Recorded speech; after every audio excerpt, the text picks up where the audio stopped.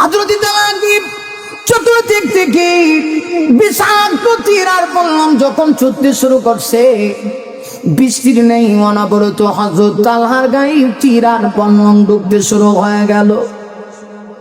কিছুক্ষণের ভিতরেই হযরত তালহার চেহারাটা চাজরা হয়ে গেছে রে মুমিন। হযরত তালহার চেহারা চাউলের চালনির মতো হয়ে গেছে। শরীরের এমন কোন জায়গা নাই যেখানে তীর আর বলম ঢুকে নাই। হযরত তালহার গায়ে আঘাত প্রাপ্ত হইতে হইতে এক দুইটা তীর না, হযরত তালহার গায়ে 70 থেকে 72টা তীর ঢুকে গেছে। হযরত তালহা আর শরীর নড়াচড়া করতে পারে না গো। হযরত তালহা তখন ফিস ফিস করে সাহাবীদেরকে বলে, সাহাবীরা আমার মনে হয় শহীদ হওয়ার টাইম চলে আসছে। সাহাবীরা রে টেনশন করো না, আমি শহীদ হয়ে যাব, শহীদের কাতারে আমি শামিল হয়ে যাব, তাতে কোনো দুঃখ নাই। কারণ শহীদ যদি কেউ হয় গো, কিয়ামতের দিন সে হাসতে হাসতে জান্নাতে যায়, ঠিক কিনা? ঠিক আছে আমি শহীদ হয়ে যাব, তোমরা কষ্ট পাও না, কিন্তু নবীর ইজ্জত তোমাদের কাছে আমানত দিলাম। লক্ষ্য রাখো আমার নবীর গায়ে যেন কোনো একটা কাফের ফুলের ছিটা না দেয়, আমি কিন্তু বরদাস্ত করতে পারবো না। এই কথা বলা মাত্রই কিছুক্ষণের ভিতরে হযরত তালহা শহীদ হয়ে গেলেন। 9 জন সাহাবী নবীর ডানে বামে সামনে পিছনে গো আমার নবীকে ঘেরাও করে রাখছে। প্রত্যেকের ডাল হয়ে দাঁড়ায় আছে, কেউ নবীর গায়ে আঘাত করতে দিবে না। মুহূর্তের ভিতরে 7 জন সাহাবী একে একে শহীদ হয়ে গেলেন। হযরত তালহা সহ 8 জন সাহাবী শহীদ হয়ে গেল। শুধুমাত্র 2 জন বাকি আছে। একজন সাহাবীর নাম আবু দুজানা। আবু দুজানা রাদিয়াল্লাহু আনহু আমার নবীর সামনে, আরেকজন সাহাবীর নাম হযরত কাতাদা। এই 2 জন ছিলেন একজন সামনে পিছনে, 2 দিক থেকে 2 জন ডাল হয়ে আমার নবী কি হেফাজত করার জন্য দাঁড়ায় আছে। তাদের ভিতরে প্রতিযোগিতা চলতেছে। বুঝতে পেরেছে গো না আর কাফেররা আমাদের কি বাঁচতে দিবে না, কে আগে শহীদ হবো। 2 জনের ভিতরে প্রতিযোগিতা লেগে গেছে। সর্বশেষ সিদ্ধান্ত হইল হযরত কাতাদা রাদিয়াল্লাহু আনহু তিনি শহীদ হয়ে যাবেন। মুহূর্তের ভিতরে দুষ্ট কাফেররা হযরত কাতাদাকে চতুর্দিক থেকে তীর বল্লম মেরে মেরে মুহূর্তের ভিতরে শহীদ করে দিল। এবার শুধু বাকি আছেন হযরত আবু দুজানা। আবু দুজানা যখন একটা চিৎকার মারছি, গলা কাটা মুরগির মতো ডাক দেয়া কয়, নবী গো নবী আপনি কোনো টেনশন করবেন না, আসুন না আমার বুকে আসুন, আমি আপনাকে আমার বুকে তুলে নিতে চাই। চতুর্দিক থেকে কাফেররা আমাকে আঘাত করে করে বুলেটের আঘাতে, বিষাক্ত তীর আর বল্লমের আঘাতে আমি শহীদ হয়ে যাব, কিন্তু আমি আপনাকে আগলে রাখতে চাই। মা এবং তার বাচ্চাকে আগলায় রাখে। নবী গো আপনি টেনশন করবেন না, আমি শহীদ হয়ে যাব, কিন্তু আপনার গায়ে আঘাত করতে দিব না। তিনি পাগল হয়ে গেলেন। একবার সামনে যায়, চিন্তা করে দুষ্ট কাফেররা সামনের দিক থেকে চিন মারবে, আমার নবীর গায়ে পড়তে পারে, দৌড়ায় পিছনে যায়। পিছনে গিয়ে আবার চিন্তা করি দুষ্ট কাফেররা না জানে আমার নবীকে ডান দিক থেকে চিন মারে। আবু দুজানা দৌড়ায় ডান দিকে যায়, না আবার চিন্তা করি দুষ্ট কাফেররা না জানে বাম দিক থেকে আমার নবীজির গায়ে তীর আর বল্লম মারে। আবার বাম দিকে যায়, কখনো সামনে কখনো পিছনে, কখনো ডানে কখনো বামে। এইভাবে যখন হযরত আবু দুজানা আমার নবীকে ঘেরাও করে রেখে চতুর্দিক থেকে দুষ্ট কাফেররা তীর ছুড়তে শুরু করলো। সর্বশেষ আবু দুজানাও তিনি শহীদ হয়ে জান্নাতের অমীয় সুধা পান করে আল্লাহ তৈরি জান্নাতের মেহমান হয়ে গেল। আমার নবীর সামনে পিছনে ডানে বামে কেউ নাই গো, আমার নবী একা, আমার নবী একা। দুষ্ট কাফেররা তখন সুযোগ পেয়ে গেছে।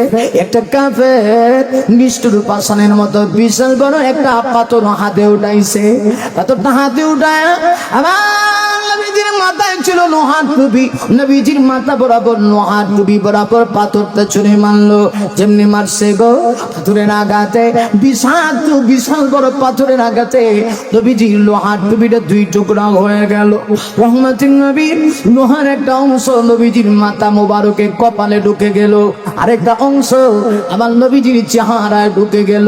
নবীজি বেহুশ হয়ে যাচ্ছে। ঠিক সেই মুহূর্তে আরেকটা কাফের কয় সনমের মতো মুহাম্মদকে বিদায় করে দাও। আবার একটা পাথর উঠাইছে, আরে মুমিন পাথরটা উঠায়া আবার নবীজির মাথা বরাবর ছুঁড়ে মারছে। জানলে মানছি মাথা বরাবর মুহূর্তের ভিতরে পাথরটা করে পরে পরে নবীজির চারটা দান মোবারক শহীদ হয়ে গেল। নবীজি গর্তে পড়ে গেলেন জিহাদের ময়দানে। আমার নবীজি বেহুশ হয়ে গর্তের ভিতরে আরাম হয়ে গেল। জিহাদের ময়দানে খবর হয়ে গেছে। বুখারীতে দুইটি বর্ণনা, একটি হলো কুতিলা মুহাম্মদ সাল্লাল্লাহু আলাইহি ওয়াসাল্লাম।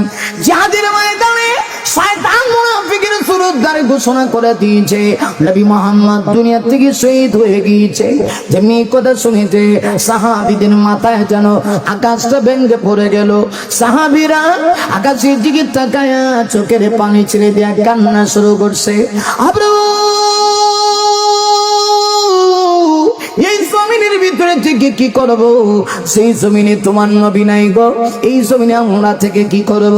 হযরত ওমরের মতো সাহাবী যিনি তাকে শান্ত রাখতে পারলেন না, তরবারি ওটা ঘোষণা করে দেয় যদি কেউ কইবি নবী নাই আমি তরবারি দিয়া তার সঙ্গে চূড়ান্ত ফয়সালা করব। ঠিক সেই মুহূর্তে হযরত আলী জিহাদের ময়দানে পাগলের মতো দৌড়ায় গো। হঠাৎ করে আলী বলেন আমার চোখে ভেসে উঠলো নবীর চেহারা ভেসে উঠছে। হযরত আলী দৌড়ায় গেলেন, কাছে গিয়ে দেখেন তিনি গর্তে পড়ে রয়েছেন। হযরত আলী নবীর চেহারার দিকে তাকায় কান্না শুরু করছে। হাউমাউ করে ফুফিয়ে ফুফিয়ে হযরত আলী কান্না করে ডাক দিয়া কয় আল্লাহ গো, এই জমিনওয়ালার অবস্থা কেমন হতে পারে? জানাতান নবীকে মেরে পয়গম্বরকে মেরে রক্তাক্ত করে ফেলেছে। হযরত আলীর যে মুহূর্তে এই কথা বলেছি নবীজির একটু সামান্য হোশ ফিরে আসলো। আবার নবী তখন আলীকে ডাক দিয়া কয় আলী রে, আলী আমার উম্মতকে বদদুয়া দিও না, একটা কাজ করো তোমার কানটা আমি নবীজির মুখ মোবারকের কাছে নিয়ে আসো। হযরত আলী বলেন যে মুহূর্তে আমার কানটা নবীজির মুখ মোবারকের কাছে নিলাম, এমনি দেখি নবীজি ফিস ফিস করে আলীকে ডাক দেয়া কয় আলী রে বদদুয়া দিস না, বদদুয়া দিলে আমি কার কাছে কালেমার দাওয়াত নিয়ে যাবো। আল্লাহু আকবার। ওয়াহুদের ময়দানে রক্ত জড়ালে দিন কায়েমের জন্য, পাথর বুকেও ফুটালে ফুল, মানুষ জাতি ছিল শূন্য। ওয়াহুদের ময়দানে রক্ত জড়ালে দিন কায়েমের জন্য, পাথর বুকেও ফুটালে ফুল, মানুষ জাতি ছিল শূন্য। শত জ্বালাতন সয়েছ তুমি, সেই কাহিনী শুনে কেঁদেছি। মনের ক্যানভাসি তোমার ছবি বাসি, তোমার প্রেমে যেন পড়েছি। মনের ক্যানভাসি তোমার ছবি বাসি, তোমার প্রেমে যেন পড়েছি। আমি দেখিনি তোমায় চোখের তারায়, তবুও তোমায় ভালোবেসেছি। ঠিক না? বলেন আমার সাথে, আমি দেখিনি তোমায় চোখের তারায়, তবুও তোমায় ভালোবেসেছি। মনের ক্যানভাসি তোমার ছবি বাসি, তোমার প্রেমে যেন পড়েছি। আল্লাহ। হযরত আলী বলেন নবীজি আমাকে ইশারা দিয়ে বলেন আলী বদদুয়া দিও না, তুমি কার কাছে কালেমার দাওয়াত নিয়ে যাবো? আলী তুমি একটা কাজ করো, জিহাদের ময়দানে আমাকে একটু দাঁড় করাও। হযরত আলী বলেন অনেক কষ্ট করে নবীকে দাঁড় করাইলাম। দলে দলে সাহাবীরা আমার নবীর কাছে আসতেছে। হযরত আবু বকর আমার নবীকে কত ভালোবাসে রে মুমিন। এই পৃথিবীর ভিতরে শ্রেষ্ঠ আশিকের নাম হলো আবু বকর। আবু বকর নবীর সামনে এসে চোখের পানি ছেড়ে দিয়া কান্দে, আটাক দিয়া গান লাগো। নবীকে এমন ভাবে দেখবো জীবনে কল্পনা করি নাই। দেবীর রক্ত পড়তেছে, কপাল দিয়ে রক্ত ফুসরিঙ্গি দিয়ে বের হয়, চেহারা দিয়ে রক্ত বের হয়। সাহাবীরা কান্না করে কেমনি নবীজির কপাল থেকে লোহার অংশ চেহারা থেকে বের করা যায়। এমনিতে একজন সাহাবী হযরত আবু উবাইদা ইবনে জাররাহ আল্লাহর পৃথিবীতে 10 জন সাহাবীকে জান্নাতের সার্টিফিকেট দিয়েছিল। 10 নম্বরে যে সাহাবীর নাম ছিল আবু উবাইদা ইবনুল জাররাহ। আবু উবাইদা পিছন দিক থেকে আওয়াজ দিয়ে কয়, সাহাবীরা রে একটু সুযোগ দাও না, আমি নবীর চেহারা থেকে লোহার অংশটা বের করি। আবু উবাইদা সামনে আসলেন, এসে টপ টপ করে আবু উবাইদা চোখের পানি ছেড়ে দিয়ে কান্না শুরু করছে। আবু উবাইদা আল্লাহকে ডেকে বলে, আল্লাহ গো, আগো প্রভু, প্রয়োজনে যেন আমি শহীদ হই, কিন্তু নবীকে দ্বিতীয়বার যেন কষ্ট না দিতে হয়। রিওয়ায়াতে এসেছে হযরত আবু উবাইদা তার 4টা দাঁত একত্রিত করলেন, নিচের 2টা দাঁত, উপরে 2টা দাঁত, এই 4টা দাঁত একত্রিত করে গো আবু উবাইদা আমার নবীজির চেহারা মুবারকের কাছে গিয়া লোহার অংশ ধরে এমন একটা সজোরে টান দিয়েছে, টানের প্রভাবী মুহূর্তের ভিতরে লোহার অংশ বের হয়ে গেছে, আর আবু উবাইদার 4টা দাঁত শহীদ হয়ে জমিনে পড়ে গেছে।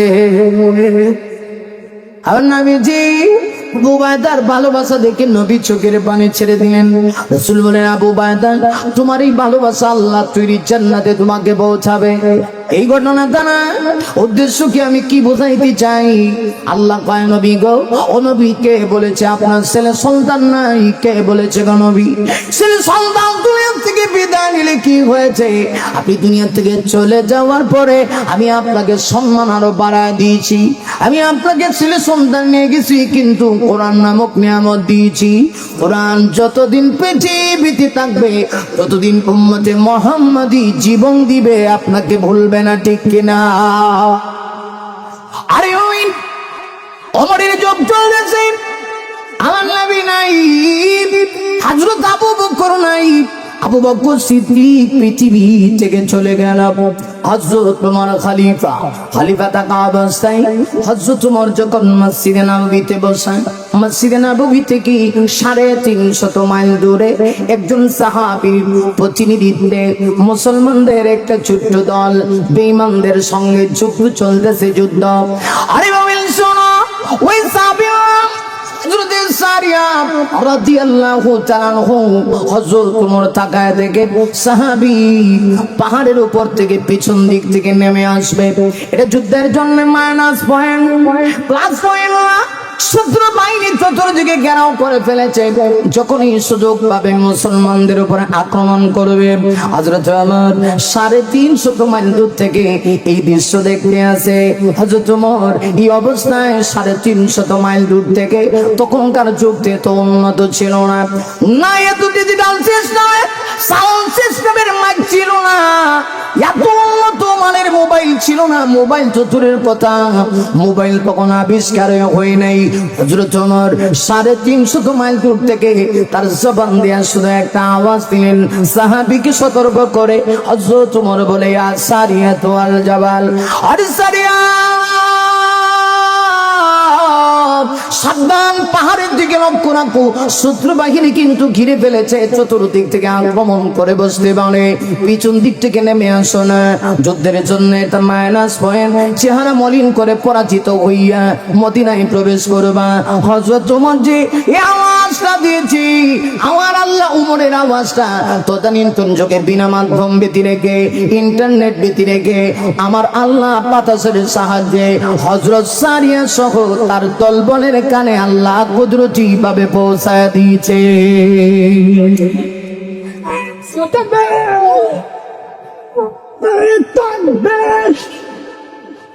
আল কুরআনের আলম, আল হাদিসের আলম, ইসলামের শত্রুরা বিশ্বের মুসলমান। ওরে মুমিন, হযরত সারিয়ার কানে ওমরের সেই আওয়াজটা পৌঁছে গেল। হযরত সারিয়া মুহূর্তের ভিতরে যুদ্ধের সিস্টেম তিনি পরিবর্তন করে ফেললেন। একটু কলের ভিতরে যুদ্ধের কৌশল অবলম্বন করে মুসলমানদের কি পরাজিত করে হযরত সারিয়া দলবল সহ বিজয়ের বেশে মদিনায় প্রবেশ করতেছে। মুমিন মদিনার সাহাবীরা জিজ্ঞেস করে, সারিয়া, হযরত ওমর যে তোমাকে উদ্দেশ্য করে মদিনা থেকে একটা আওয়াজ দিয়েছিল, আওয়াজটা কি শুনতে পেয়েছো? হযরত সারিয়া তখন ডেকে বলে, ও মদিনার সাহাবীরা, আরে সাহাবীরা, আল্লাহর কসম করে বলি, ওমর যদি আওয়াজটা না দিত, সতর্ক যদি না করত, আর ওমরের আওয়াজটা যদি আমার কান পর্যন্ত পৌঁছে না যেত, শত্রু বাহিনী ততক্ষণে আমাদেরকে পরাজিত করত। হযরত ওমরের আওয়াজটা শুনেই তো মুহূর্তের ভিতরে যুদ্ধের কৌশল পরিবর্তন করেছি। এজন্যই তো বিজয়ের বেশে আমি দল বল সহ মদিনাতুল মুনাওয়ারায় প্রবেশ করেছি।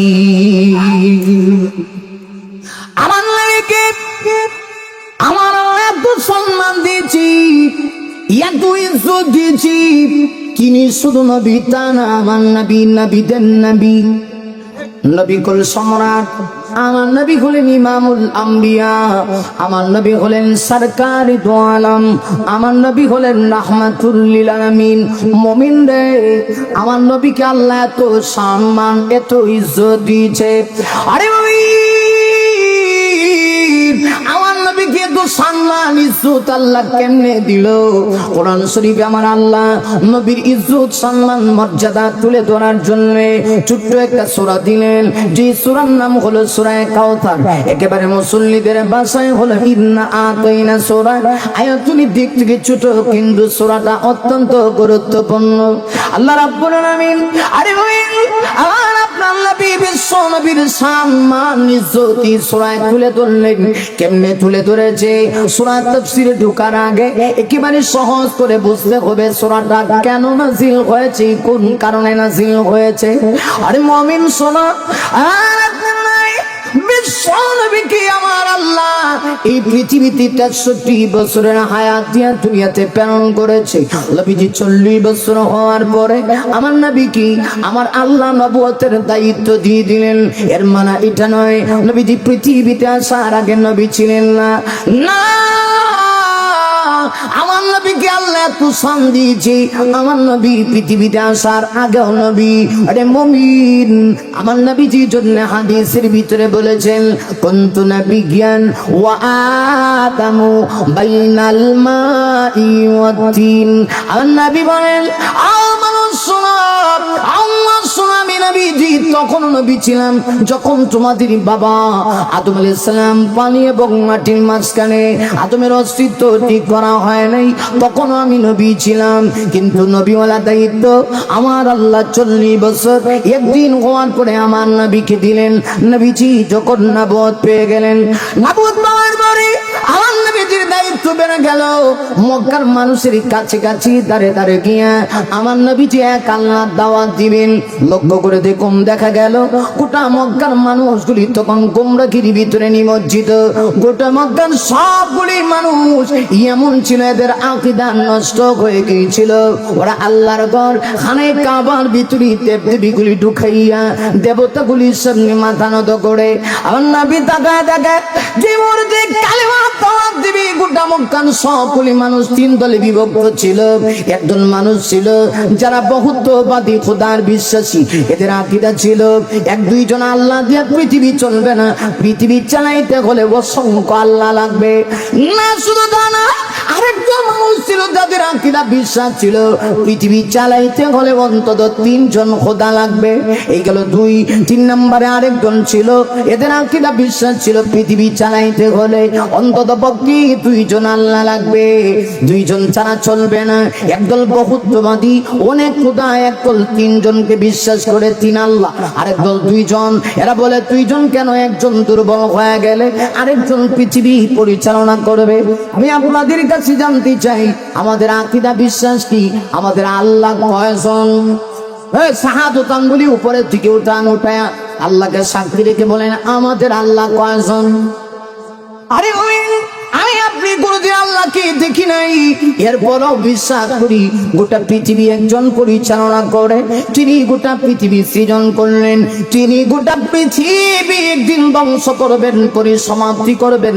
আল্লাহকে দেখি নাই, এরপরও এক আল্লাহ বিশ্বাস করি। না শুধু আল্লাহকে না দেখে বিশ্বাস করি তা না, আমরা জান্নাত জীবনে দেখি নাই, তারপরেও বিশ্বাস করি। জাহান্নাম দেখি নাই, এরপরেও বিশ্বাস করি। আর নবী যে মুহূর্তে এক আল্লাহ দাওয়াত দিতে শুরু করলেন, দেখে গেল গোটা মক্কার সবগুলি মানুষ আমার নবীজির বিরোধিতা শুরু করে দিল। একতরফা ভাবে আমার নবীর পিছনে সব সবগুলি বেঈমান কাফের লেগে গেল। নবীজি ঠিক সেই মুহূর্তে মাঝে মধ্যে আমার নবীজি অন্তরের ভিতরে আঘাত পান, কষ্ট পান। আমার নবী যখন কষ্ট পান, আল্লাহ তখনই আমার নবীকে সান্ত্বনা দেয়। আমার নবী এত কষ্ট পাইতেন, মাঝে মধ্যে কাবা শরীফের দেওয়ালে গিয়ে আমার নবীজি চোখের পানি ছেড়ে দিয়ে কান্না শুরু করতো। ওটা পৃথিবীর সব মানুষের দায়িত্ব তুমি আমার কাছে দিয়েছো, কিন্তু এই মানুষগুলিকে কেমনে আমি বোঝাই? আমার আপন মানুষগুলি সত্য কথা বলার কারণে আমার বিরোধিতা করে। আমার তো মা নাই, আমার বাবা নাই, আমি পৃথিবীতে এসে আমার বাবার চোখটা পর্যন্ত দেখতে পারি নাই। আব্রাবু সবার বাবা আমি হারাইছি তা না, 6 বছর বয়সে আমার মাকে আমি হারাইছি, মাকেও বেশি দিন পাইলাম না। এরপরে আমার দায়িত্ব নিল দাদা আব্দুল মুত্তালিব। দাদা আব্দুল মুত্তালিব বেশি দিন বাঁচলেন না, নবীর দায়িত্ব নিল নবীর চাচা আবু তালেব। এক চাচা নবীর পক্ষে যদিও কালেমা গ্রহণ করে না, কিন্তু আরেকজন চাচা একদম হাফে নওলে যেমন মাইতি এরকম চাচা আমার নবীর কথা মানতে পারে না। আবু লাহাব বাবার নবীজির বিরুদ্ধে চলে গেল। নবী খানায় কাবার কাছে বসে চোখের পানি ছেড়ে দিয়া কান্না করে আল্লাহ ডেকে বলে, নবী এইভাবে আপনাকে কাঁদতে হবে না, চোখের পানি আপনি মুছে ফেলুন। আমি আপনাকে সান্ত্বনা দিয়ে বলছি এই পরিস্থিতি থাকবে না। দেখা গেল চাচা পর্যন্ত নবীর বিরুদ্ধে চলে গেল। আমার নবীজি বড় কষ্ট পাচ্ছেন, এরপরেও আমার নবীজি এক মুহূর্তের জন্য এক আল্লাহ দাওয়াত কি পিছপা হন না। শেষ পর্যন্ত দেখে গেল আরে ওই এই মক্কার মানুষগুলি এত খারাপ, ওরা আমার নবীজির পরিবারকে নিয়েও ষড়যন্ত্র শুরু করে দিল। কেমনে লক্ষ্য করে দেখুন, আমার নবীকে আল্লাহ মেয়ে সন্তান দিয়েছিলেন। মেয়ে সন্তানেরা যারা পৃথিবীতে আসলো সবাই দুনিয়াতে পর্যাপ্ত পরিমাণ হায়াত পায়, কিন্তু দেখে গেল ছেলে সন্তান আল্লাহ দিচ্ছেন, একই করে ছেলে সন্তানগুলি দুনিয়াতে আসে, আবার তারা দুনিয়া থেকে বিদায় নিয়ে যায়। আপনাদের কাছে জানতে চাই হায়াত মওতের মালিক কে? আমার নবীকে আল্লাহ মেয়ের সন্তান দেন। মেয়ের সন্তানেরা যারা দুনিয়াতে আসে এরা হায়াতে বেঁচে থাকে, পর্যাপ্ত পরিমাণ হায়াত পায়, কিন্তু ছেলে সন্তান যারা এরা দেখা যায় দুনিয়াতে আসে আর মারা যায়। নবীজির 3 জন ছেলে সন্তান ছিল, বিভিন্ন বর্ণনা। সর্বশেষ একটা সন্তান যার নাম ছিল ইব্রাহিম। ইব্রাহিম দেখতে একদম আমার নবীজির চেহারার সাথে মিল। আর সুবহানাল্লাহ, কি মহিলার সামনে কে কষ্ট হচ্ছে আপনাদের? মোটামুটি তো 11টা হয়ে যেতেছে, আর 10-20 মিনিট। হ্যাঁ হ্যাঁ চলবে, চলবে। কতক্ষণ চলবে? সারা রাত আমনে থাকতেন, সারা রাত আমনে থাকতেন বাবা, নড়াচড়া করেন না। আর শুধুমাত্র আলোচনাটা ফিনিশিং দিব ইনশাআল্লাহ। তবে আপনাদের বসার কারণে, বসা যে সুন্দর আমার কথা বের হয়ে আসতেছে। মারহাবা কোন, আশা করি এটা শেষ পর্যন্ত থাকবে তো ইনশাআল্লাহ। একটু খেয়াল করে, আমার নবীজির মেয়ে সন্তান আল্লাহ দিলেন, এরা পর্যাপ্ত পরিমাণ হায়াত পায়। ছেলে সন্তানেরা দুনিয়াতে আসে, আল্লাহ তাদেরকে মৃত্যু দেয়। সর্বশেষ নবীজির সন্তান যার নাম ছিল ইব্রাহিম, দেখতে একদম আমার নবীর মতো। যে সন্তান বাবার মতো হয়, আপনারা কি বলেন এই সন্তানকে দেখলে মোহাম্মত একটু কম লাগে না বেশি লাগে? হ্যাঁ গো, নিজের সন্তান দেখতে নিজের চেহারা পাইছে, দেখলে কলিজাটা জোড়ায় যায়। এটা বাবার ব্লাড, রক্তের সম্পর্ক। ইব্রাহিম দেখতে একদম চেহারাটা যেন আমার নবীর সাথে খুব মিল। মাঝে মধ্যে সাহাবীরা বলতেন ইব্রাহিমের দিকে তাকাইলেই বোঝা যায় যে একেবারে আমার নবীর মতো ইব্রাহিমে লাগতেছে। সুবহানাল্লাহ জোরে কোন। কিন্তু আল্লাহ চাচ্ছেন নবীজির ছেলে সন্তানগুলিকে দিয়া দুনিয়া থেকে নিয়ে নবীর ইজ্জত সম্মান আল্লাহ বাড়াইতে চাচ্ছেন। এটা আল্লাহর হিকমত, আল্লাহ চাচ্ছেন। আল্লাহ যেটা চাবেন সেটাই হবে, ঠিক কিনা? ঠিক কিনা? এখন দেখা গেল কিছুদিন পরে নবীর সন্তান ইব্রাহিম দুনিয়া থেকে বিদায় নিয়ে গেল। নবীজি কোনো কষ্ট পান না, সন্তান আল্লাহ দিছে, আল্লাহ নিয়ে গেছে। এটা আল্লাহ পাকের ইচ্ছা, তিনি দিছেন, তিনি নিয়ে গেছে। এতে আমার নারাজ হওয়ার কি আছে? অনেক সময় অনেক মহিলারা দেখবেন, মা মা গো, আম্মা আম্মা গো, তোমার একটা কথা বলে যায়, তুমি বড় কষ্ট পাও সন্তান হইলে পরে যদি আল্লাহ লয়ে যায়, তুমি অনেক সময় রাগ করে আল্লাহরও গালি দেখ, আল্লাহ আর করে দেখছো না আমার উপরে গতটা ফালাইছো, এই টানাটা তুমি আমারই দিলা। আমার পাশের ঘরে রহিমা সাইডে ভোলা, আর আমরা একটা ছেলে দিয়ে একটা লয়ে গেছো ওরা। আল্লাহ খুব নারাজ হয়, মা তুমি এই কথা কইও না, কারণ আল্লাহ তোমাকে দিয়া পরীক্ষা করছি। মা তুমি যদি নামাজ না খাও, তুমি যদি ধৈর্য ধারণ করতে পারো, হাদিস শরীফের ভিতরে আছে কিয়ামতের দিন এই সন্তান তোমাকে আল্লাহ তৈরি জান্নাত পর্যন্ত পৌঁছায় দিবে। মাগো তুমি যে কষ্ট করে ফেলে রাখছো, আল্লাহ তোমাকে কষ্টের বদলা দিবে, যেহেতু তুমি নারাজ হইও না, আল্লাহ দিছে, আল্লাহ নিয়ে গেছে। কিন্তু এই মক্কার মানুষগুলি এত খারাপ, নবীর ছেলে সন্তান যখন আল্লাহ নিয়ে গেছে এখন হাতের তালি দেয়। বিশেষ করে কাফেরদের ভিতরে একজন যার নাম ছিল আস ইবনে ওয়াইল, তাফসীরে মারিফুল কোরআন সহ বিভিন্ন তাফসীরে কিতাবে আনছে। হ্যাঁ কয় বুঝছি এই তো শেষ, হ্যাঁ মুহাম্মদের পাওয়ার শেষ, কারণ মুহাম্মদ, আমরা দেবতার বিরুদ্ধে ওয়াজ করে, মুহাম্মদ দুনিয়ার থেকে বিদায় নিয়ে যাবে, মুহাম্মদের আলোচনা পৃথিবীতে থাকবে না, মুহাম্মদের ছেলে সন্তান নাই, কারণ মুহাম্মদ নির্বংশ।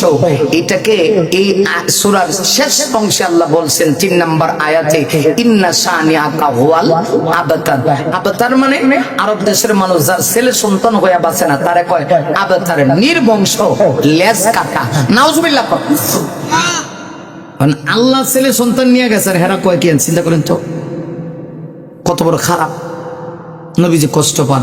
এখন প্রশ্ন হলো, আল্লাহ চাইলে তাদেরকে দুনিয়াতে বাঁচায় রাখতে পারতেন, কথা কেন পারতো না? পারতেন না আমার আল্লাহ, তা রাখলেন না কেন? এর অনেকগুলি আগে ওয়াজ করেন না, বুঝেন আগে, এর অনেকগুলি জবাব আছে। কইছি না সূরা নাজিল করে আল্লাহ নবীর সম্মান বাড়াইছে, এর অনেকগুলি জবাব, চিন্তা। এর মধ্যে একটা হলো আল্লাহ বোঝাইতে চায়, নবী গো, অন্যান্য নবীদের মর্যাদা আপনার মর্যাদা এক সমান না, বরং আপনার মর্যাদার সাথে পৃথিবীর কোন নবীর তুলনা চলে না। কথা কন না কেন?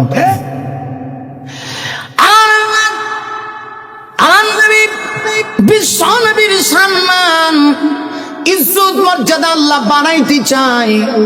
আল্লাহ ডাক দেয়া কয়, নবী গো, আপনার ছেলে সন্তান যদি আমি দুনিয়াতে বাঁচায় রাখি, আর দুনিয়াতে বাঁচায় রেখে আমি চাইলে তাদেরকে নবুয়ত দিতে পারতাম। আপনি দুনিয়া থেকে চলে যাওয়ার পরে আপনার সন্তানগুলিকে আমি চাইলে নবী বানাইতে পারতাম, ছেলে সন্তানগুলিকে।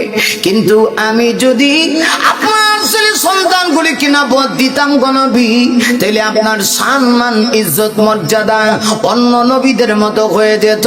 কারণ আপনার আগে এই পৃথিবীতে অসংখ্য নবী আমি পাঠাইছি, যাদেরকে ওরা নিজেদেরকে নবী বানাইছি, নবীর পুত্রদেরকেও পয়গম্বরি দিয়েছি। আরে মুমিন শোনো, একজন পয়গম্বরের নাম হযরত ইব্রাহিম আলাইহিস সালাতু ওয়াস সালাম। ইব্রাহিম নবী, তিনি নিজেও নবী। ইব্রাহিমের 2 সন্তান, এক সন্তানের নাম ইসমাইল, আরেক সন্তানের নাম ইসহাক। ইসমাইল নবী, ইসহাক নবী। শুধু নবী তার না রে মুমিন, ইসমাইলের বংশে আমার আল্লাহ আপনার আমার নবী বিশ্ব নবীকে পাঠাইছে। আর ইসহাকের বংশে বনি ইসরাইলে 1-2 পয়গম্বর না, 70,000 পয়গম্বর পাঠাইছে। তাহলে বোঝা গেল, আরে হযরত ইব্রাহিম আলাইহিস সালাম তিনি নিজে নবী, তার সন্তানও নবী।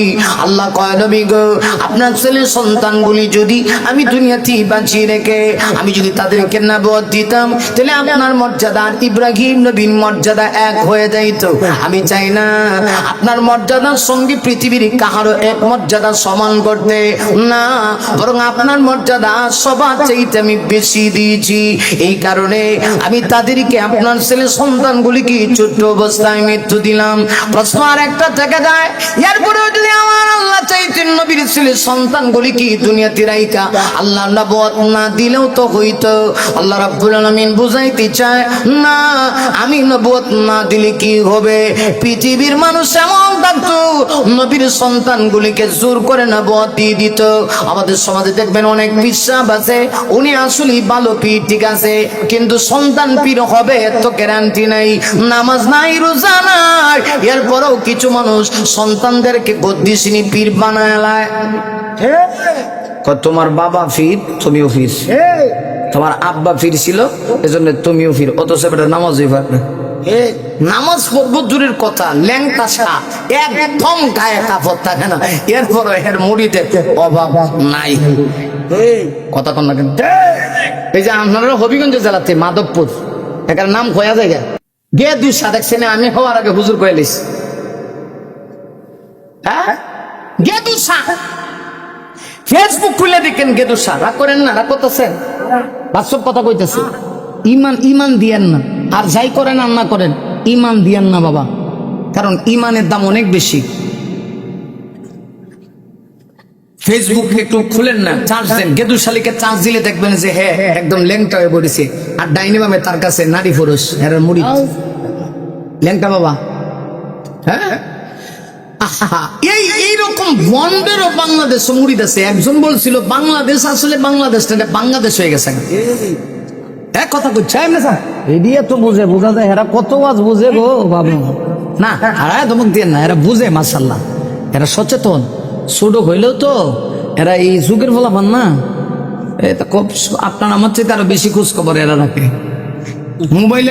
মোবাইলের মু শব্দটাও আপনি জানেন না, এরা যা বুঝে। কথা কন না কেন লেখেন? এই দিন দেখি এক বুড়া আমার দ্বারা এক, হ্যাঁ আমি কিতা বুঝি, আমার নাতি আমার চেয়ে আরো ডিজিটাল। আমি ঠিক কথাই কইছে, কারণ আমরা জন্ম কই আর হ্যাঁ জন্ম কো কম্পিউটারের যুগে পৃথিবীতে আছে, মার ফের দেখে বেরিয়ে হ্যাঁ মোবাইল দেখে। কথা কন না কেন?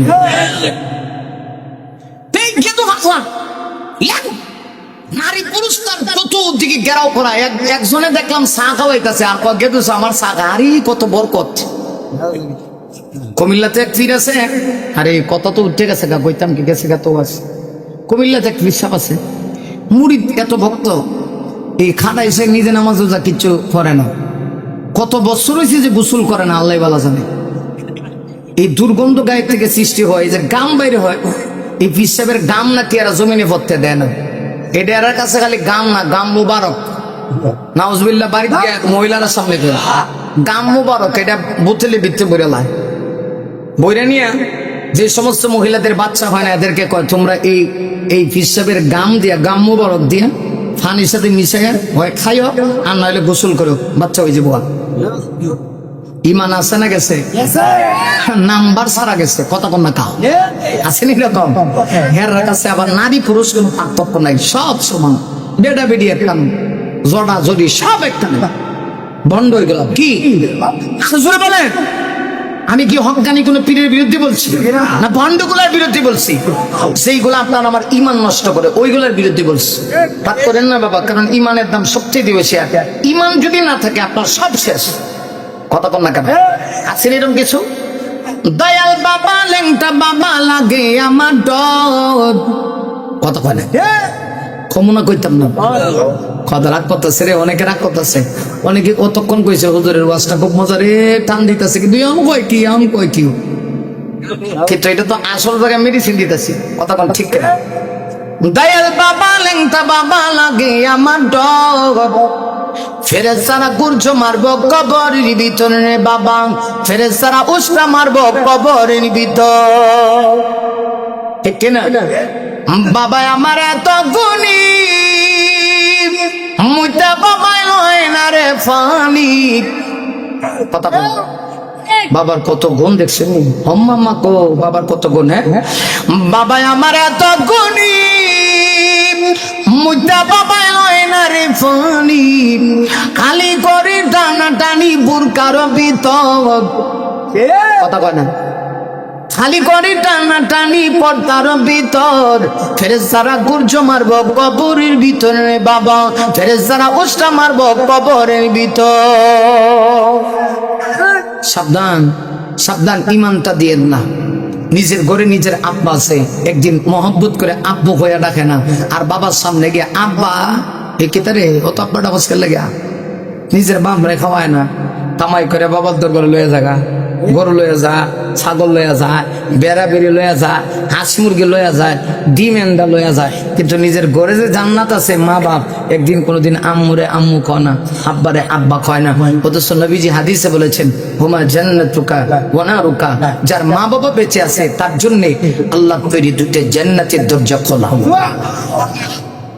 আপনার পীর সাহেব আপনার ঘরে বসা, হক্কানি পীরের কাছে যান, সমস্যা নেই, উনি যদি আপনাকে জান্নাতের পথ দেখায় তো ভালো, কিন্তু নিজের বাপরে কোনোদিন বাপ কয় না, ল্যাংটারে গিয়ে আব্বা ডাকতে ডাকতে তেল দিতে দিতে নিজের গায়ে তেল নাই, কথা কন না কাটে আসেনি র টাক গোসা করে লাভ নাই। এটাই বাস্তব, এটাই বাস্তব।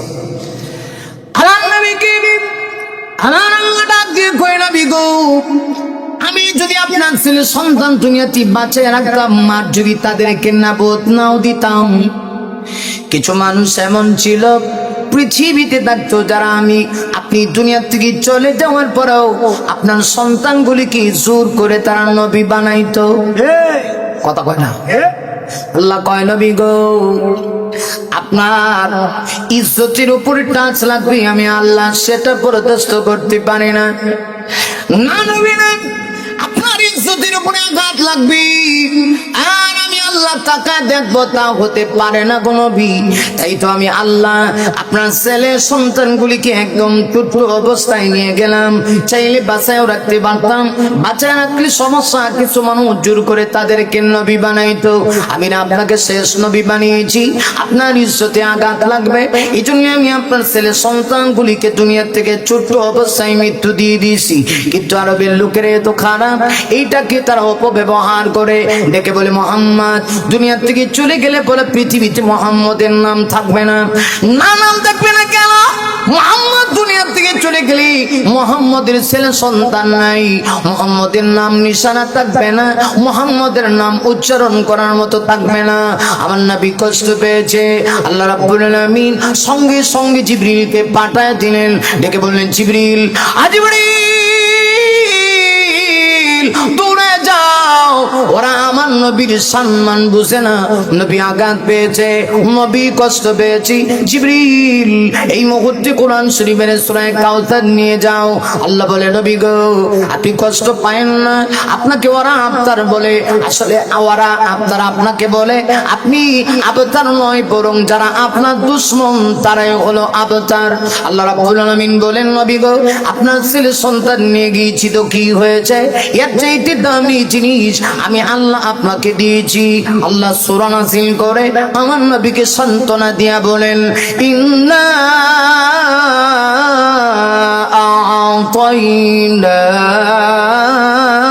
আ'তাইনাকাল কাউসার। আল্লাহু আকবার। তো আস্তে মরা মার্কা, জোরে সোরে আওয়াজ করে এখন আল্লাহ, আরো জোরে আওয়াজ করে ইন্না আ'তাইনাকাল কাউসার ফাসাল্লি লিরাব্বিকা ওয়ানহার ইন্না শানিআকা হুয়াল আবতার।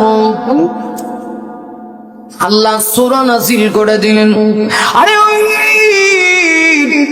আমার আল্লাহ সূরা নাযিল করে নবীকে সান্ত্বনা দেয়া কয় নবী গো আপনার ছেলে সন্তান নিয়ে গিয়েছি তো কি হয়েছে, এর চাইতে দামি জিনিস আপনাকে দিলাম, নবী গো কষ্ট পায়েন না। আল্লাহ বলেন ইন্না আ'তাইনাকাল কাউসার, নবী নিশ্চয়ই আমি আল্লাহ আপনাকে দান করেছি কাউসার।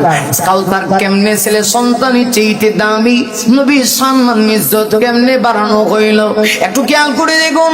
আরে মুমিন এই কাউসার শব্দের মুফাসসিরিনে কেরামগণ অনেক অনেক ব্যাখ্যা করেছে, এর ভিতরে একটা ব্যাখ্যা হলো আল্লাহ ডেকে বলে নবী গো আপনাকে কাউসার দিলাম, এর অর্থ হলো আপনাকে 30 পারা কোরআন দিলাম। আপনার ছেলে সন্তান যদি পৃথিবীতে বেঁচে থাকতো ওরা কতদিন আপনাকে স্মরণ করতো, কিন্তু আপনি দুনিয়া থেকে চলে গেলে পরেও আপনার নাম নিশানা পৃথিবীতে থাকবে, কোরআন থাকবে যতদিন পৃথিবীতে আপনার নাম থাকবে ততদিন। আমার নবীকে সম্মান দিয়েছি, কোরআনের ভিতরে একটু লক্ষ্য করে দেখুন, কোন নবীকে আমার আল্লাহ ডাইরেক্ট কোন নবীর চেহারার কসম আল্লাহ কোরআনে করে না, আমার নবীর চেহারার কসম করে। আমার নবীকে আল্লাহ এত সম্মান এত ইজ্জত দিয়েছে। আল্লাহ সূরা নাযিল করে সূরা তোহার ভিতরে আল্লাহ নবীর চেহারার পর্যন্ত কসম করে আল্লাহ বলে, ওয়াদহা, নবী গো আমি আল্লাহ আপনার চেহারার কসম করছি। এত দামি নবী, না শুধু চেহারার কসম করে তা না, আমার নবীকে আল্লাহ কোরআনে তো সম্মান দিয়েছে। ডাইরেক্ট আমার নবীকে আল্লাহ নাম ধরে কোরআনে কোথাও ডাকে নাই। ইয়া মুহাম্মদ বলে কোরআনে কোনো শব্দ নেই। হ্যাঁ, বিশেষ কারণে আমার নবীর নাম কোরআনে আল্লাহ 4 জায়গায় আনছে, কিন্তু ইয়া মুহাম্মদ বলে কোথাও আমার নবীকে ডাকে নাই। এত সম্মান এত ইজ্জত এত মর্যাদা আমার আল্লাহ দিয়েছি। আল্লাহ ডাক দিয়া কয়, নবী গো ওরা বলে আপনার ছেলে সন্তান নাই, পৃথিবী থেকে চলে গেলে আপনার নাম নিশানা থাকবে না। কে বলেছি? সন্তান নিয়ে গিয়েছি তো কি হয়েছে, এর চাইতে দামি জিনিস আমি দিয়েছি। এই দামি জিনিসের নাম হলো কোরআন। কোরআন থাকবে পৃথিবীতে যতদিন এই পৃথিবীতে আপনার নাম নিশানা থাকবে ততদিন, ঠিক কিনা? আমি আপনাদের কাছে জানতে চাই, আমার নবী আজকে দুনিয়া থেকে গেছেন, কথা কয় না, আজকে গেছে দুনিয়া থেকে প্রায় 1500 বছরের কাছাকাছি হয়ে গেল, নবীর নাম পৃথিবীতে আসেনি। কথা কয় না কেন? উম্মত কি নবীকে স্মরণ করে না? আমাদের কি নবীর প্রতি ভালোবাসা নাই? মনমার কাদেরে প্রাণমার কাদেরে যেতে সোনার মদিনা, ঠিক কিনা? আওয়াজ লাগবে তো বাবা, 1 ঘন্টার উপরে ওয়াজ করি না, আপনারা বলছেন আর আমি শেষ দিকে পড়ছি, একটু সময় বাড়াইলাম, কষ্ট হইতেছে? তাহলে আমার সঙ্গে সবাই, মনমার কাদেরে প্রাণমার কাদেরে যেতে সোনার মদিনা, মনমার কাদেরে প্রাণমার কাদেরে যেতে সোনার মদিনা, যে মদিনা তন্ন ঘলো পেয়ে তবু ঠিকানা, মনমার কাদেরে প্রাণমার কাদেরে যেতে সোনার মদিনা। আল্লাহুম্মা আমিন। यूसुफ पेते झुलका कदे सारा कदे चे इब्राहिम तोड़े, यूसुफ पेते झुलका कदे सारा कदे ची इब्राहिम तोड़े, सबारी सब्र मघान अल्लाह, सबारी सब्र मघान अल्लाह তোমায় দিয়েছে ভরে। আল্লাহু আকবার। আমার নবীকে আল্লাহ কি দেয় নাই? সবার সবর মহান আল্লাহ, বলেন সবার সবর মহান আল্লাহ তোমায় দিয়েছে ভরে। জামি করতে চাই, জামি দেখতে চাই, জামি করতে চাই, জামি দেখতে যাই, মনে বাজে মদিনা, মন আমার কাদেরে প্রাণ আমার কাদেরে যেতে সোনার মদিনা। আল্লাহ আল্লাহ ওরা আপনার ছেলে সন্তান নাই, পৃথিবী থেকে চলে গেলে লড়াচড়া করেন কার? অসুবিধা হইতেছে তো শেষ করে লাইতাম তো 10 মিনিট, কিন্তু না কথা আর কত হইতো, ওয়াজ করে মরে যাবো, ওয়াজ করে মরে যাবো খালি না। তো কিছু মানুষের ডায়াবেটিস আছে, 1-2জন মুরব্বী উঠে সাথে আবার যুবক করতেন না, তাহলে জাগাত স্টপ, জাগাত ব্রেক করবো, হাই ব্রেক পড়াশোনা করেন না। হ্যাঁ ওইতো নি না, শেষ করে দিন হবে, আর 10 মিনিট হবে, তাহলে খেয়াল করেন। আল্লাহ নবী গো, ও নবী এরা আপনার ছেলে সন্তান নাকি দুনিয়া থেকে চলে গেলে পৃথিবীতে আপনার নাম নিশানা থাকবে না, আপনি কষ্ট পান। কে কইছে? আমি আপনাকে ছেলে সন্তান নিয়ে গিয়েছি তো কি হয়েছে, এর চাইতে দামি জিনিস আপনাকে দিয়েছি, এটার নাম হলো কোরআন। কাউসার মানে কি? আল্লাহ যে বলছেন আপনাকে কাউসার দান করলাম, এর ব্যাখ্যা অনেকগুলি। প্রথম ব্যাখ্যা হলো আপনাকে 30 পারা কোরআন নামক নিয়ামত দিলাম। কোরআন থাকবে যতদিন পৃথিবীতে আপনার নাম থাকবে, কোরআন আসেনি, কিয়ামত পর্যন্ত থাকবো নি। হ্যাঁ, কোরআনের মজা আসেনি, পাওয়ার আসেনি, এটার মজা কোনোদিন কমতো না। যদিও গানের মজা সাময়িক, গানের মজা টান দেয়, পড়ে না চোখের পলক। খাড়াইছে কইছে কি তা দেখছেন, মায়া দেখে একটা গান ধরে দিছে, পড়ে না চোখের পলক, তো কিতা হইছে, হতে তোমার রূপের ঝলক, দেখছেন না? হ্যাঁ, এরপরে দোহাই লাগি মুক্তি তোমায়, নাউজুবিল্লাহি মিন জালিক, একটু আঁচলে দেখো, না ডাকলে কি তৈব, আমি জ্ঞান হারাবো, মরেই যাব। এরপরে বাড়তে বাড়তে গেল, বাঁচাতে পারবে না কেউ, ওখানটা থেকে ফানি ধরে মন নইলে আগুনে ফিরে মর, তোরে কেউ বাঁচাই চলা, তখন ঠিক না বেঁচে। তো যদি কত মরণ সাথে মরে থাকা, তোরে কেড়ে বাঁচাই তো। হ্যাঁ, এই গানের মজা হলো সাময়িক, আর কোরআনের মজা, কোরআনের মজা এটার কোনো শেষ নেই। আল্লাহ কোরআন থাকবে যতদিন, আপনার নাম নিশানা থাকবে ততদিন, এখানে নবীর যুগ পর্যন্ত। দেখেন এই পৃথিবীতে এত বেশি নবীর উম্মত, নবীর জন্য দেওয়ানা, কোন নবীর প্রতি উম্মতের এত ভালোবাসা ছিল না। আপনি যতই একেবারে ইমান দুর্বল হোক, নবীর বিরুদ্ধে কিছু বলে একটু শরীর গরম হয়নি, হ্যাঁ, মনটা ছায়ের কাঁচামরিচ সারা সিবাই খেলাম, কথা কন না কেন? তুমি কি বলছো? মুহাম্মাদি আমার নবীকে কলিজা দিয়ে ভালোবাসে। আমার বাবার বিরুদ্ধে কইছস, আমি সহ্য করতে পারবো, দাদার বিরুদ্ধে কইছস সহ্য করতে পারবো, কিন্তু নবীর বিরুদ্ধে কবি ঠ্যাঙ্গের জ্বালানো সব সরাইলাম।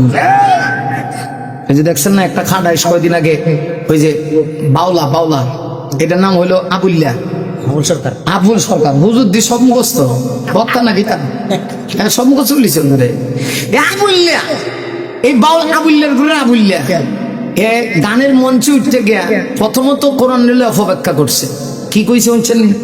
কইছে মোল্লা মৌলবীরা কয় নাচন বুঝি নাই, অথচ কোরআন শরীফে একটা নাচ ভাল লাগে, আল্লাহ সূরা হই দিছে, খাড়াইছে বলছে কি তা দেখছেন নাকি? তা কয় কোরআন শরীফে বুঝি নাচ ভাল লাগে, আল্লাহ একটা সূরা দিছে, এটার নাম সূরা নাস, মানে শেষ সূরা, এটার নাম কি? কুল আউযু বি রাব্বিন নাস।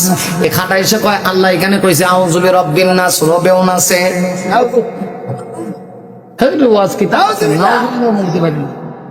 এরপরে কয় মালিকিন নাস, মালিকেও নাচে, সাসার উপরে পানি পড়তেছে, এরপরে কয় ইলাহিন নাস, ইলাহেও নাচে, মিন শাররিল ওয়াসওয়াসিল খান্নাস, খান্নাসও নাচে। এরপরে যে আয়াত কইছে এটা কইতাম না, আল্লাহ জি ইউসুফ ইসু, এরা জুতাতে পারেনি দরকার না, সাসা আমনে কোন এর কিতাতে পারেনি দরকার, কথা কয় না, কিতা দিয়া, জুতা দিয়া মহারাজ। চিন্তা করছে ও মোল্লা মৌলবীরা নাচনের কথা কোরআন শিব ফানা, অথচ সুরাই দিছে। এই বাংলাদেশ দিককে হ্যাঁ হনো বাচ্চা আছে, আর না হইলে আমার মনে হয় পৃথিবীর অন্য কোন মুসলিম রাষ্ট্রে, আফগানিস্তান হইলে তো এর মুহূর্তের ভিতরে তোলা বানাইলি তো তোলা, কথা কন না কেন? সর্বশেষ চোখের পানি ছেড়ে দিবেন আমার নবীকে। আল্লাহ কয় নবী গো, কোরআন থাকবে যতদিন, উম্মত আপনাকে স্মরণ করবে ততদিন, একেবারে নবীর যুগ পর্যন্ত, নবীর যুগ থেকে আজ অবধি পর্যন্ত। খেয়াল করেন, সর্বশেষ এটা বলেই আমার কথা শেষ।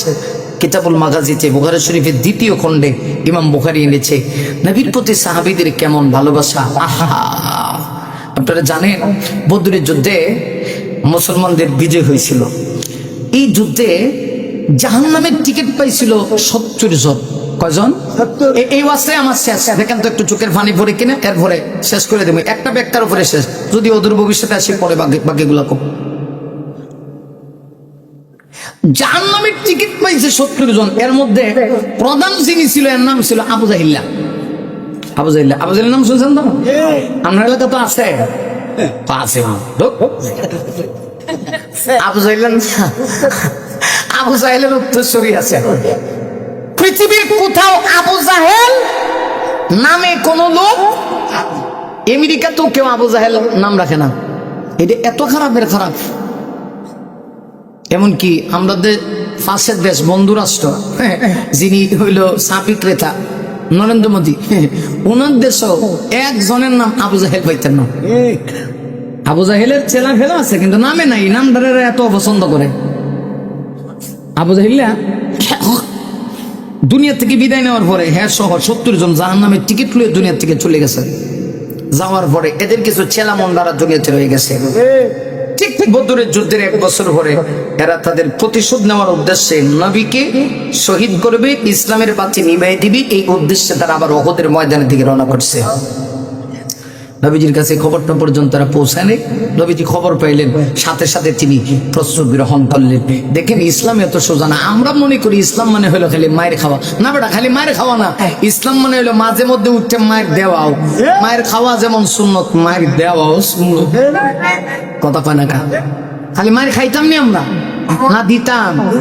হ্যাঁ হ্যাঁ, আমরা খালি মিষ্টি মিষ্টি সুন্নত মানি।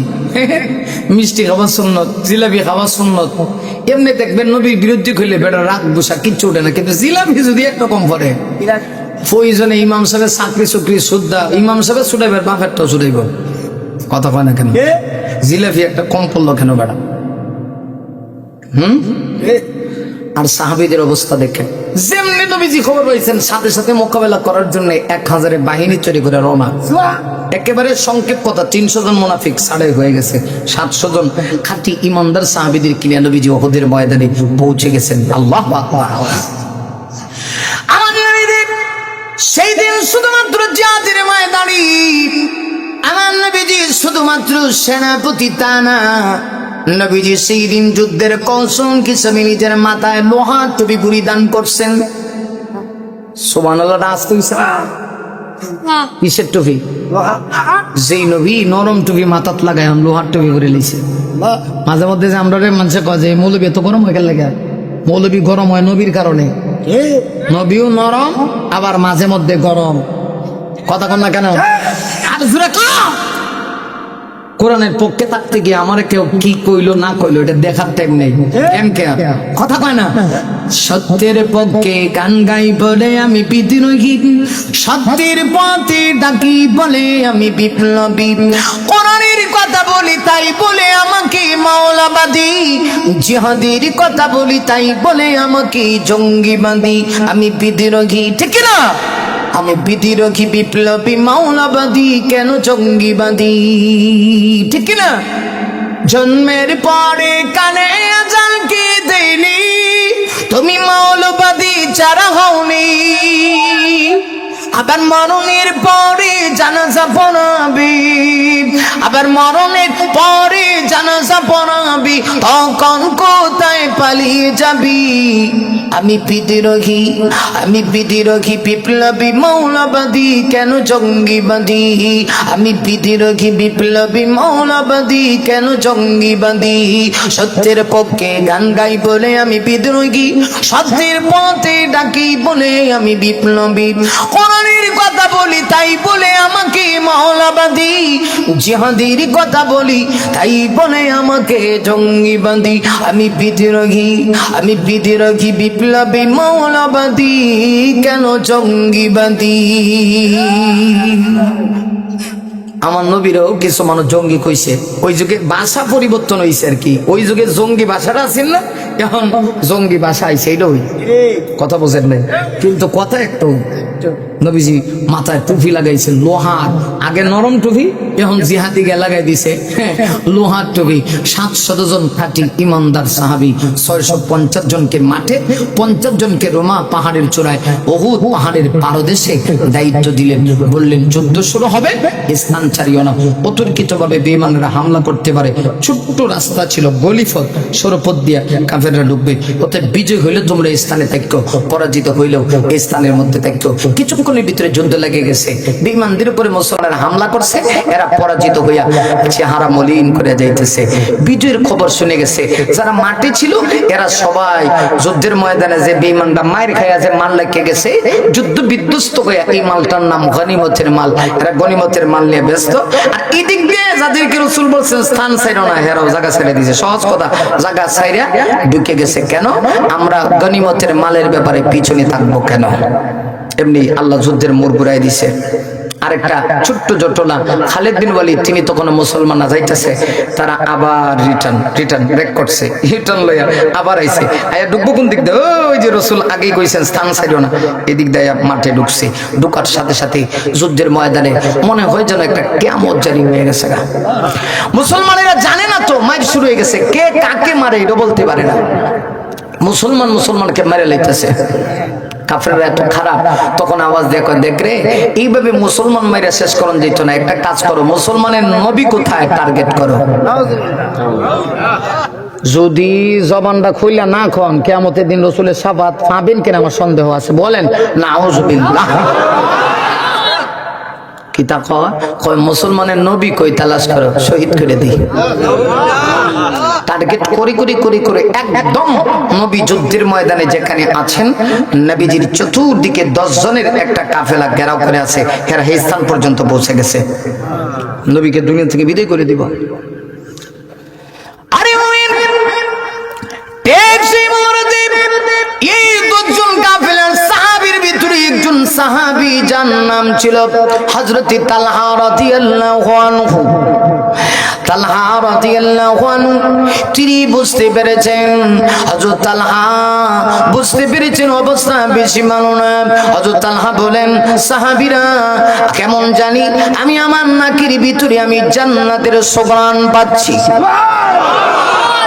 তালহা বলেন, আমার নাকের ভিতরে আমি জান্নাতের সুঘ্রাণ পাইতেছি, মনে হয় আমি আর বেশিক্ষণ বাঁচবো না, আমি শহীদ হয়ে যাবো। কিন্তু আমার নবীর গায়ে যেন কেউ আঘাত না করে, নবীর ইজ্জত তোমাদের কাছে আমানত দিলাম। আল্লাহ যে কইছে, নবী গো সন্তান নিছে কি হয়েছে, কোরআন নামক নিয়ামত দিছি, কোরআন থাকবে যতদিন, উম্মত আপনাকে স্মরণ করবে ততদিন। এখানে নবীর যুগ থেকে নিয়ে আজ পর্যন্ত খেয়াল করেন, বোঝাইতে চাই। হযরত তালহা সাহাবীদেরকে কয়, শোনো, আমার নাকের ভিতরে জান্নাতের সুঘ্রাণ পাচ্ছি, মনে হয় আর বেশিক্ষণ আমি দুনিয়ায় বাঁচবো না, শহীদ হয়ে যাব।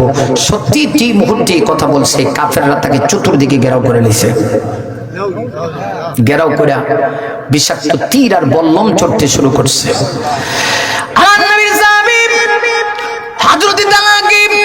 চতুর্দিক থেকে বিষাক্ত তীর আর বল্লম যখন ছুটতে শুরু করছে, বৃষ্টির নেই অনবরত হযরত তালহার গায়ে তীর আর বল্লম ঢুকতে শুরু হয়ে গেল। কিছুক্ষণের ভিতরেই হযরত তালহার চেহারাটা জাজরা হয়ে গেছে রে মুমিন। হযরত তালহার চেহারা চাউলের চালনির মতো হয়ে গেছে, শরীরের এমন কোন জায়গা নাই যেখানে তীর আর বল্লম ঢুকে নাই। হযরত তালহার গায়ে আঘাত প্রাপ্ত হইতে হইতে 1-2টা তীর না, হযরত তালহার গায়ে 70 থেকে 72টা তীর ঢুকে গেছে। হযরত তালহা আর শরীর নড়াচড়া করতে পারে না গো। হযরত তালহা তখন ফিস করে সাহাবীদেরকে বলে, সাহাবীরা আমার মনে হয় শহীদ হওয়ার টাইম চলে আসছে। সাহাবীরা রে, টেনশন করো না, আমি শহীদ হয়ে যাব, শহীদের কাতারে আমি শামিল হয়ে যাব, তাতে কোনো দুঃখ নাই। কারণ শহীদ যদি কেউ হয় গো, কিয়ামতের দিন সে হাসতে হাসতে জান্নাতে যায়, ঠিক কিনা? হযরত তালহা বলেন, ঠিক আছে আমি শহীদ হয়ে যাব, তোমরা কষ্ট পাও না, কিন্তু নবীর ইজ্জত তোমাদের কাছে আমানত দিলাম।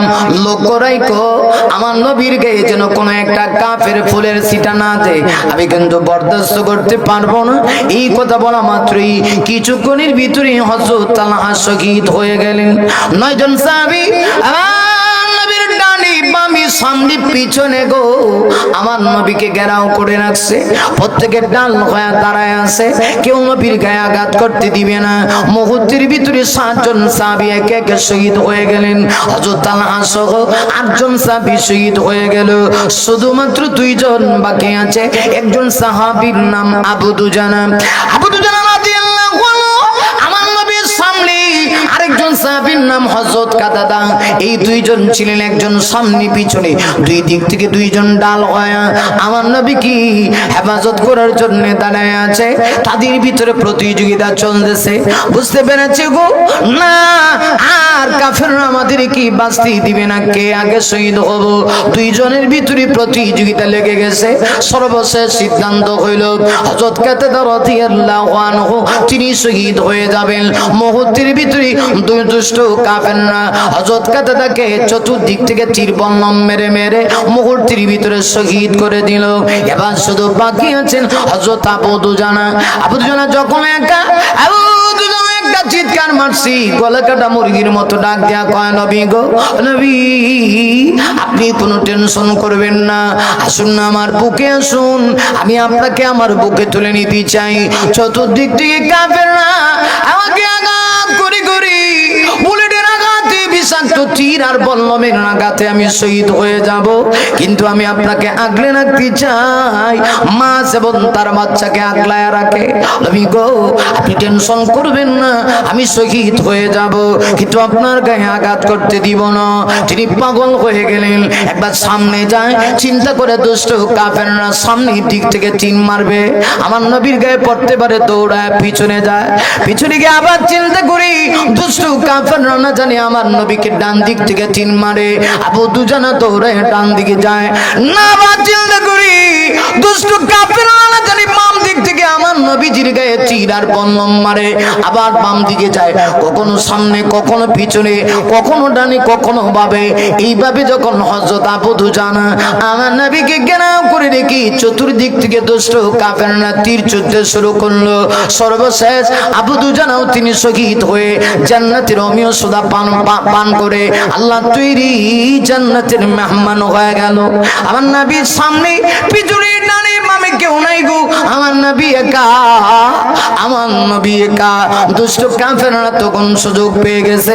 একটা কাফের নিষ্ঠুর পাষাণের মতো বিশাল বড় একটা পাথর হাতে উঠাইছে।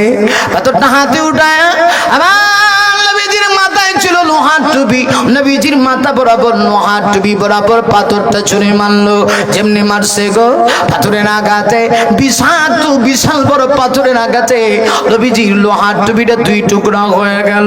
রহমতের নবীর লোহার একটা অংশ নবীজির মাথা মোবারকে কপালে ঢুকে গেল, আরেকটা অংশ আমার নবীজির চেহারায় ঢুকে গেল।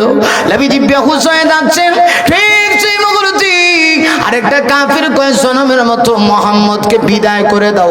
আবার একটা পাথর উঠাইছে, আরে মুমিন, পাথরটা উঠায়া আবার নবীজির মাথা বরাবর ছুঁড়ে মারছে।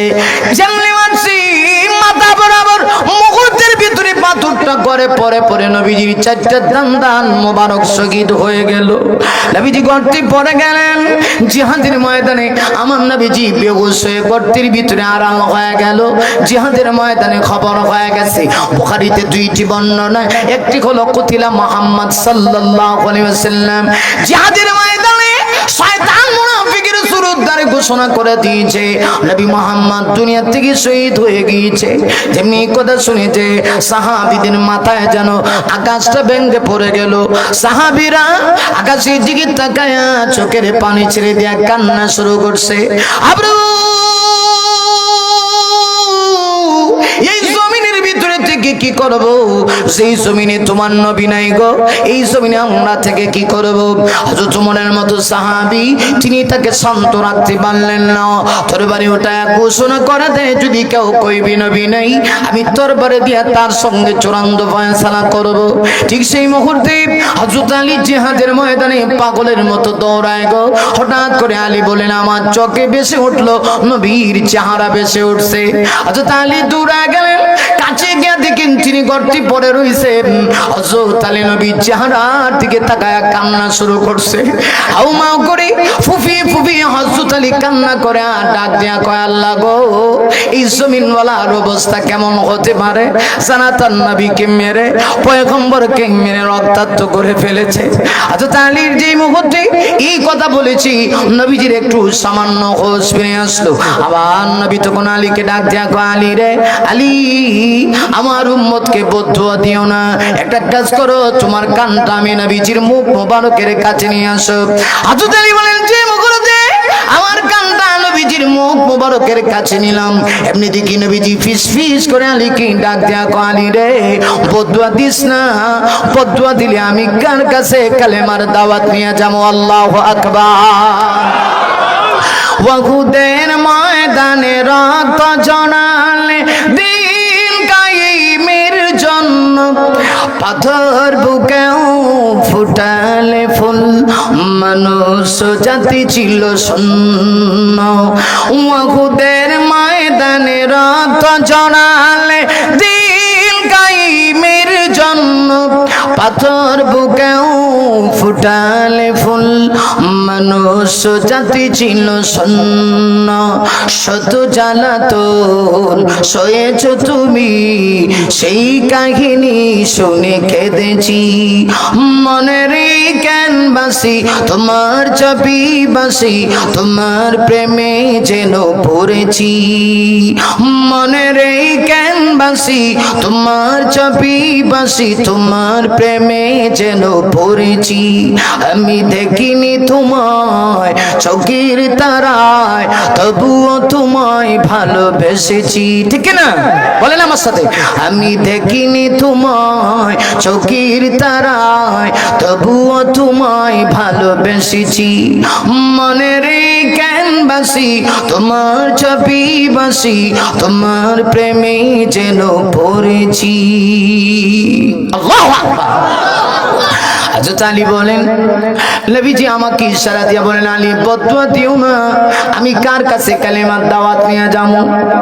আলী তুমি একটা কাজ করো জিহাদের ময়দানে আমাকে একটু দাঁড় করাও হযরত আলী বলেন অনেক কষ্ট করে নবীকে দাঁড় করাইলাম দলে দলে সাহাবীরা আমার নবীর কাছে আসতেছে হযরত আবু বকর আমার নবীকে কত ভালোবাসে রে মুমিন এই পৃথিবীর ভিতরে শ্রেষ্ঠ আশিকের নাম হলো আবু বকর